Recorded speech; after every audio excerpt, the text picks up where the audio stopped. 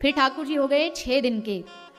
6वें दिन छठी पूजी जाती है बालक की, तो छठी पूजी गई, छठी पूजन हो गया। नंद बाबा बोले मैया को कि मेहर, मैं कंस को जाके थोड़ा कर दे करके आता हूँ, सब कुछ ग्वाल बालों को लेके दही के मटका मटकी रख के कर देने। बाबा चले गए। बाबा गए मथुरा, और मथुरा से आ गई भगवान को मारने के लिए भगवान की मौसी। कौन है भगवान की मौसी, बताइए? मतलब रिश्ते में नहीं, पर वो कहती थी, गोपी पूछती कौन है तू, कौन लगती है कन्हैया की? तो बोलती मौसी लगती हूँ मैं कन्हैया, पूतना मौसी। ठाकुर जी बोले बढ़िया जी, मौसी है, दुनिया की मौसी आती है, टॉफी चॉकलेट लेके आती है, तो पहली मौसी आती आते जहर पिलाने लगी। पर चलो हमने ही कहा है पत्रम पुष्पम फलम तो हमको तो पत्ता चढ़ाओ, फूल चढ़ाओ, जहर चढ़ाओ, वो भी पी लेंगे, चलो जहर ही सही। तो पूतना ने जैसे ठाकुर जी को विष पिलाया, ठाकुर जी दूध पीने लगे। दूध पीते पीते आंख बंद कर ली, जैसे कोई बच्चा को कड़वी दवाई पिलाओ, मुगली गुट्टी पिलाओ, तो एकदम आंख नाक बंद करके गट गट गट एक बार में पी जाता है। तो ऐसे ही ठाकुर जी विष का पान करते हैं आंख बंद करके। और फिर जब लगा कि अब इसका उद्धार जरूरी है, तो जैसे प्राण खींचे, घबराई कान्हा को लेके आकाश में, अरे ओ कन्हैया, अरे ओ लाला, छोड़ दे छोड़ दे छोड़ दे। ठाकुर जी बोले मौसी कन्हैया छोड़वे वारेन में ते ना है, कन्हैया पकड़वे वारेन में ते। एक बार पकड़ के जो छोड़ दे वो दुनिया करे, मैं नहीं कर सकूं, मैं तो एक बार जाकू पकड़ लियो सब पकड़ लियो, अब तो उद्धार करके ही छोड़ूंगा। सो उड़ती गई और ठाकुर जी ने उसके प्राणों को खींचा, एक बगीचे में गिरी और वहीं पूतना का उद्धार हो गया। मारी नहीं, भगवान कृष्ण ने पूतना को मारा नहीं, क्योंकि भगवान के हाथ से कभी कोई मर ही नहीं सकता। भगवान के हाथ से मरना भी तरना माना गया, उद्धार माना गया। ये जितने भी दैत्य हैं ना ब्रज में जो आए, अघासुर बकासुर धेनुका, ये कोई भी दैत्य नहीं है, पूर्व जन्म के कुछ ना कोई ऋषि था, कोई ऋषि पुत्र था, कोई देवता था, कोई श्राप कोई अपराध हो गया जिसके कारण ये। पूतना कौन थी जानते हो? नहीं पता? पूतना राजा बलि की बेटी थी, बलि की बेटी रत्नमाला। वामन भगवान जिसके दरवाजे पर गए 3 पग भूमि मांगने, तो जैसे इस रत्नमाला ने छोटे से वामन भगवान को देखा, तो इसके मन में वात्सल्य उमड़ आया, और मन में आया ऐसा काश हमारा बेटा होता, तो मैं उसको लाड़ लड़ाती, दूध पिलाती। तो वामन भगवान बोले तथास्तु, तुम्हारी इच्छा पूरी हो, मैं तुम्हारे स्तन से दुग्ध पान करूंगा। पर जैसे 3 पग भूमि में रत्नमाला के सामने भगवान ने बलि का सब कुछ छीन लिया, तो उसको बड़ा गुस्सा आया। ये तो दिखने में ही भोला है, पर है बड़ा चालू आदमी, इसने तो हमारे कुछ भी नहीं छोड़ा 3 पग भूमि में। क्रोध आया, और क्रोध आकर के उसने कहा ऐसा मेरा बालक होता तो उसको तो दूध में जहर मिला के पिला देती। भगवान बोले ये भी तथास्तु, तेरी ये इच्छा भी पूरी हो जाए। तो ठाकुर जी आज माँ की तरह भी ये दूध पिला रही है, इससे दूध पी रहे हैं, और एक शत्रु के जैसे भी, शत्रु भाव दोनों भाव, इसलिए ठाकुर जी ने उद्धार किया है, तारा है, मारा नहीं।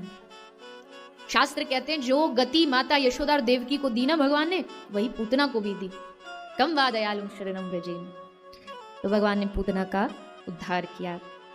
फिर ठाकुर जी थोड़ा थोड़ा सा अब और लीलाएं अपनी आगे बढ़ा रहे हैं। सक्टासुर, तृणाव्रत, इनका उद्धार किया है। फिर ठाकुर जी ने धीरे धीरे धीरे ब्रज में आके बोलना शुरू किया, चलना शुरू किया। जैसा मैंने आपको कल भी कहा था, भगवान भी आते हैं तो एक प्रोसेस के साथ आते हैं कि चलो अब चलना सीखेंगे, बोलना सीखेंगे। तो श्री ठाकुर जी के आगमन से, उनके आने से पूरा नंद भवन जो है वो चमक उठा, नाच उठा। भगवान के आगमन से सारे नंद महल में रौनक छा गई, क्योंकि जब कन्हैया को चलाना सिखाती है यशोदा मैया, तो पाँव में सुंदर सुंदर पायलियां बांध देती है, और उस पायल की रुंझुन की आवाज पर आकर्षित होकर के श्री ठाकुर जी चलना सीख रहे हैं। भगवान के चलने पर कितने भाव गाए गए बाबा सूरदास ने, और भी रसिक जनों ने, अष्टछाप के महापुरुषों, कवियों ने। तो देखिए, आप भी देखिए ठाकुर जी कैसे ठुमक ठुमक ठुमक ठुमक, छोटे से लाल जी हैं, कमर में कौंदनी बंदी है, हाथ में मैया ने बाजू बंद बांधे हैं, सुंदर घुंघराले केश, एकदम कुंतल केश, सुंदर ठाकुर जी के नेत्र, चेहरे पर मुस्कुराहट, और चलने का वो एक एक एक एक एक, एक पग रख के थोड़ा थोड़ा ठाकुर जी चलने का प्रयास कर रहे हैं नंद भवन में। सब देवता ऊपर से इस दृश्य को देख करके एकदम आनंदित हो रहे, आहा प्रभु, आपके इस आंगन की कौन शोभा वर्णन करे, जहां दुनिया को चलाने वाला चलना सीख रहा है। 9 लाख गैया वाले घर कोई माखन कम होगा जो वो घंटा भर नाचे उसके लिए, एक कटोरी माखन के लिए। पर प्रेम, ठाकुर जी प्रेम के वशीभूत हैं, भगवान ने सिद्ध करके दिखा दिया। फिर अब ठाकुर जी गोपी के मन को आकर्षित करने के लिए कुछ लीलाएं करते रहते हैं। एक तरफ कालिया पर नाचते, कालिया के फनों पर चढ़ के नाचते, दूसरी तरफ नाग पंचमी के दिन गोपी ने अपने घर के बाहर वो कोयले से एक नाग का चित्र काढ़ के बना के रख दिया। उसके घर आए तो आके बोले, अरे गोपी, पहले ये जो तेरे दरवाजे पे यू सांप बनो भयो या कुछ धो दे पानी ते तब भीतर आऊंगो, मुझको बड़ो डर लग रहे है। गोपी बोली, अच्छो कालिया नाग के फन पे नाचने में तो डर ना लगे, या काजल के कोयला के नाग ते डर लग रहे है। पर ठाकुर जी ऐसे ही हैं, ब्रज में तो भगवान ये सब आनंद चलता रहता उनका। फिर भगवान ने ब्रज की माटी अपने मुखमंडल में धारण की। बहुत सारे कारण है भगवान की इस माटी जो भगवान ने ब्रज रज मुख में धारण किए। कारण ये भी है कि ब्रज के रज में दुनिया के सारे तीर्थ, सारे देवी देवता ब्रज की रज में निवास करते, ब्रज की माटी में। उन सब के मन में हुआ काश एक समय आए जब ठाकुर जी के मुखारविंद में हम जाएं, उनकी इस सेवा में हम लग जाएं। तो भगवान ने उन सब की प्रार्थना को स्वीकार किया। ब्रज की रज भगवान ने अपने मुख में खाई, जिसको यशोदा मैया थोड़ा डांट फटकार लगाना शुरू करती है, क्यों रे कन्हैया मिट्टी खाता है। ठाकुर जी कहते, ना मैया, मैं तेरो तो सूदो सो छोरा हूं, मैं ऐसी कोई उल्टी सीधो काम कर ही ना सकूं। ये सब रे जितने भी तोते शिकायत करने आए मैया, ये सब झूठ बोल रहे हैं।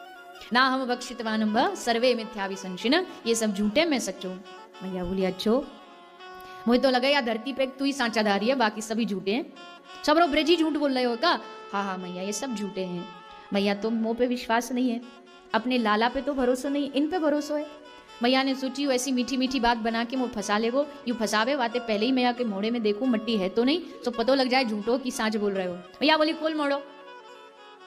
अरे मैया, अब तू मुंह पे बिल्कुल ही कतई भरोसा नहीं करे अपने लाला पे। मैया बोली, भरोसा तो करूं, पर तू काय को डर रहे हो? जब तेने नहीं खाई तो मोड़ो खोल के दिखा दे, दूध को दूध, पानी को पानी, और अगर नहीं खाई फिर देख इन ग्वाल वालन को कैसों में डांट फटकार लगाऊंगी। नहीं मानेगी मैया तू आज? मैया बोली, नहीं मानूंगी। आज आकी शिकायत नहीं रोकी तो आज तो माटी खा रहे हो, कल को कुछ और भांग फांग खान लगेगो, सो अभी रोकना पड़ेगा। तो मैया बोली, खोल मोड़ो। तो डरते हुए ठाकुर जी अपना मुंह खोलते हैं, किंतु जैसे ही ठाकुर जी ने अपना मुंह खोला तो क्या दिखा मैया को?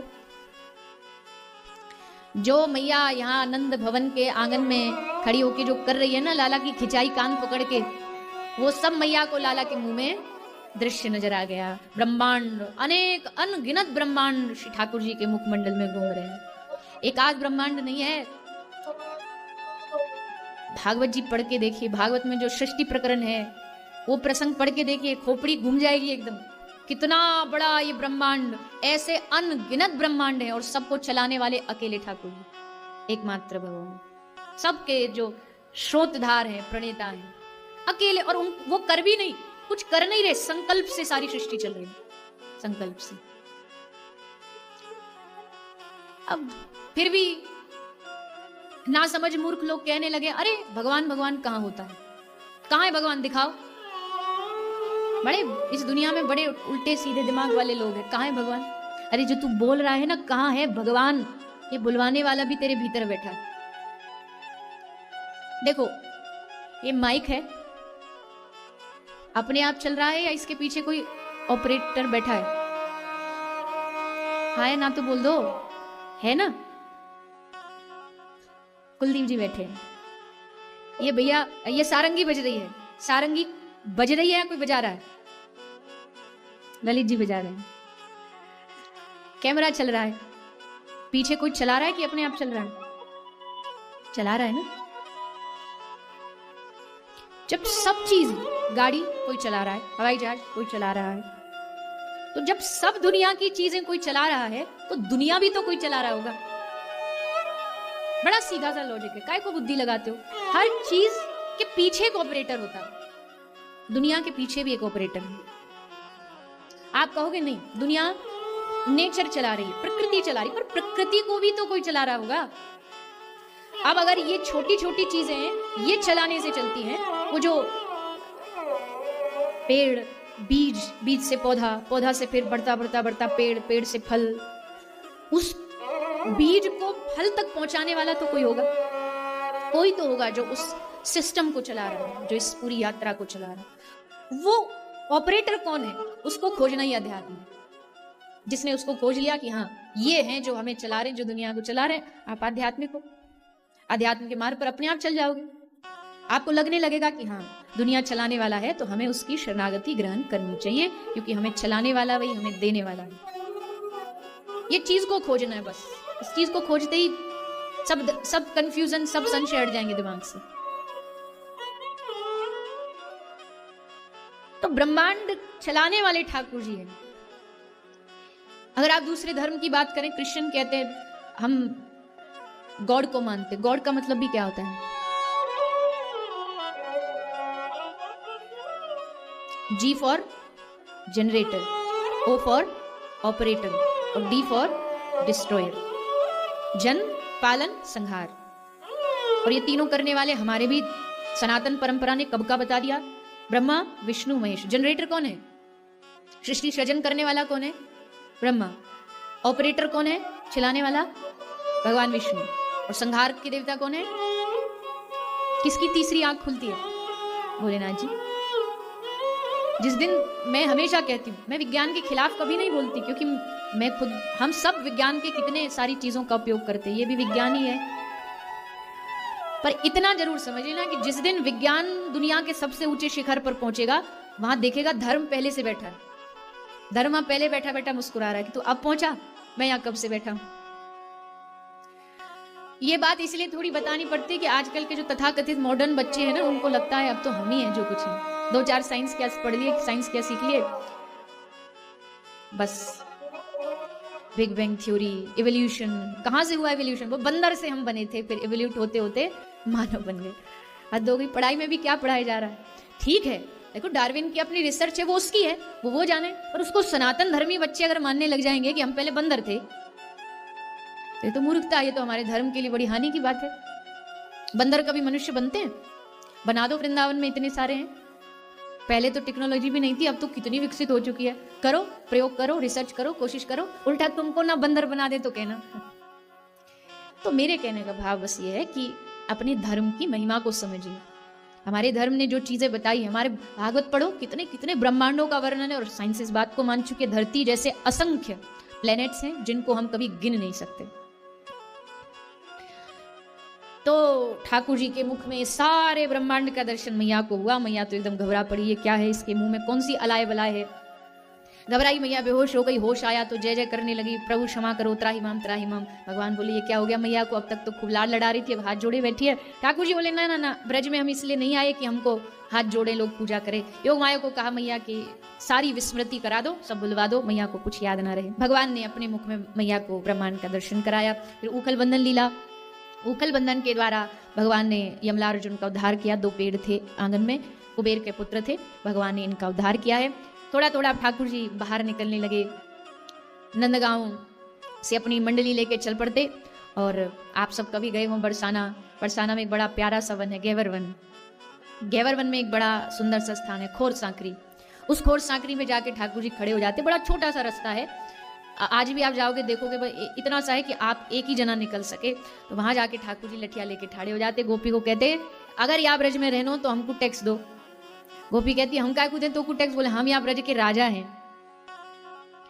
कर मांगते गोपीनते, गोपी ठाकुर जी को कर देती बड़े भाव से। और जैसे तैसे वादा करके कि आज हमको जान दे, हम फिर दोबारा कल आएंगी, लेके आएंगी, बहाना बना के निकल के जाती। पर अपना चित्त, अपना मन ठाकुर जी को ही दे बैठती। गोपी के भाव को सबसे सर्वोत्तम माना गया है। भक्ति के आचार्य हैं देवर्षि नारद जी।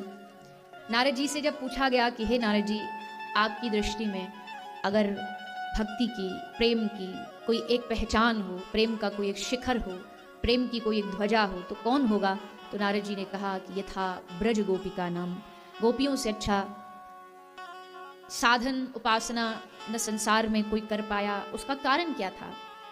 ऐसा नहीं, गोपी कभी कोई धूप बत्ती अगरबत्ती लगा करके कृष्ण की पूजा नहीं करती थी, कोई ध्यान नहीं लगाती थी, कोई आंख नाक बंद करके पूरा कुंभक रेचक करके कोई भगवान का स्मरण नहीं करती थी। लेकिन गोपी खुली आंखों से हर जगह, हर स्थान पर कृष्ण दर्शन करती थी। क्योंकि जब हृदय में भगवान बस जाए, जब नेत्रों में भगवान प्रियतम बस जाए, तो हर स्थान पर चारों ओर, चहुं ओर गोपी को कृष्ण ही कृष्ण दिखाई देते, कृष्ण ही नजर आते। गोपी कोई काम करती। श्री बिल्व मंगल जी कह रहे हैं विक्रेतु कामा अखिल गोपकन्या मुरारी पादार्पित चित्तवृत्ति दद्यादिकम मोह वशाद वोचत गोविंद दामोदर माधवेति। गोपी के चित्त में कृष्ण इतना बैठ चुका था कि वो विक्रेतु कामा, जब माखन भी बेचने जाती तो उसके मन में कृष्ण ही चलता रहता। गोपी ने कोई घर का काम छोड़ा नहीं, घर का काम करती है, गाय का दूध निकालती है, गोबर से घर का लेपन करती है, बच्चे का पालन पोषण, सास ससुर की सेवा, छोड़ा कुछ नहीं। लेकिन भगवान एक बड़ी सुंदर बात कहते हैं, इस बात को बस समझ जाइए। भगवान कहते हैं गोपी को, गोपी तू अपना तन और अपना धन तू संसार को दे दे, ना मुझे तेरे तन से कोई काम है, ना मुझे तेरे धन से कोई काम है। और केवल गोपी को नहीं कह रहे, भगवान की शिक्षा हम सब के लिए कि तुम तन संसार को दे दो। आप पुरुष कहते तन दे दो संसार को, धन दे दो राष्ट्र सेवा के लिए, समाज सेवा के लिए, और मन देने की जब बारी आए तो मनमोहन के अलावा इस मन का रखवाला दूसरा और कोई नहीं हो सकता। ठाकुर जी कहते मन देने की बारी आए तो संसार को मत देना, नहीं तो गड़बड़ हो जाएगी। क्यों? ये संसार वालों को मन से कोई काम नहीं है। मन दोगे तो जैसे केला खा के छिलका फेंक देते ना व्यर्थ समझ के, वैसे जब तक तुम्हारा उपयोग होगा उसके बाद छोड़ दिया जाएगा। इसलिए ठाकुर जी कहते तन दे दो संसार को, धन दे दो संसार को, लेकिन जब मन देने की बारी आए तो मन भगवान को देना। लेकिन हमारा उल्टा है, हमने मन तो दे रखा है दुनिया को, दुनिया वालों को, थोड़ा सा मन तेरे पास, थोड़ा सा मन तेरे पास। ठाकुर जी कहते मैं तो तैयार हूं तुम्हारे दिल में आने के बैठने के लिए, पर जगह हो जब तो। देखो कहीं कोई व्यक्ति कोई थिएटर जाता है, कोई शो देखने जाता है, कोई कॉन्सर्ट में जाता है, तो वो बाहर जो ऑडिटोरियम होता है उसके बाहर जब पूरा सीट भर जाती है तो बाहर एक हाउसफुल का बोर्ड लगा दिया जाता है कि भैया भीतर हाउसफुल है। यहाँ भी लगा देना चाहिए वैसे तो, अच्छा आइडिया है, ताकि फिर वो माता बच्ची हो ही ना, पहले ही देख लो भैया पहले से लिखा है। अब हाउसफुल का बोर्ड लग जाए उसके बाद कोई ना समझ ही होगा जो वहां जाकर के हाथ पांव फेंके हम तो जाएंगे हम तो जाएंगे। तो समझदार होगा, समझ जाएगा भैया हाउसफुल है, जगह नहीं है, अब यहाँ से चला जाना चाहिए। ठाकुर जी भी हमारे चित्त में आने के लिए कब से बैठे हैं, लेकिन आए कैसे? हमने वहां पहले ही हाउसफुल का बोर्ड लगा रखा है। हे प्रभु, हमारे एक चित्त में थोड़ा सा परिवार बैठा है, चित्त के एक कोने में थोड़ा सा धन दौलत बैठी है, चित्त के एक कोने में थोड़ी कुछ अच्छी अच्छी वस्तुएं बैठी हैं। ठाकुर जी बोलते मैं आऊं तो आऊं कहाँ, बैठूं तो बैठूं कहाँ। और ठाकुर जी की बस एक ही आदत है, हम ब्रज में कहते, ब्रज भाषा में कहते कि नंदलाल जो है ना बड़ा चिड़ेला है। चिड़ेला मतलब थोड़ा ईर्ष्यालु स्वभाव का, वैसी वाली ईर्ष्या नहीं, वो तो ठाकुर जी को स्पर्श भी नहीं कर सकते। ईर्ष्या किस बात की? भगवान कहते इस मन में केवल अगर मेरे लिए जगह देगा तो मैं आऊंगा, यहाँ मुझे दूसरा कोई नहीं चाहिए कि ये भी है वो भी है ऐसा वैसा। गोपी ने वो स्थान कृष्ण को दिया। जा रही है मथुरा माखन बेचने और मन में कृष्ण है, तो माखन ले लो की जगह जोर जोर से कहने लगी माधव ले लो, माधव ले लो, केशव ले लो, गोविंद ले लो, मधुसूदन ले लो। दूसरी कहती है पागल हो गई है, कन्हैया को बेच रही है, दिखा मटकी में कहाँ है तेरे कन्हैया, कन्हैया को बेचेगी। बोली ले देख ले। उसने मटकी से कपड़ा उघार के दिखाया, उसने देखा माखन की मटकी में बंशी बजाता हुआ कन्हैया नजर आया। उसने कहा कि ऐसे कैसे हो सकता है? किसी ने पूछा कि इसको कैसे दिख सकता? अगर चलो उसको लग रहा था, पर दूसरी वाली को भी कैसे दिख गया? बोले अरे भैया अगर पहली वाली कृष्ण प्रेम में पागल थी तो दूसरी वाली भी तो पागल थी, उसकी नजरों में भी तो कृष्ण बसा था, इसलिए वो भी जहां भी देखेगी उसको वहीं कृष्ण नजर आएगा। आपके हृदय में जो होगा वो जुबान पे होगा, जो जुबान पे होगा वो आंखों के सामने होगा। और गोपी के हृदय में भी और गोपी की जुबान पर भी बस एक ही नाम होता, कृष्ण।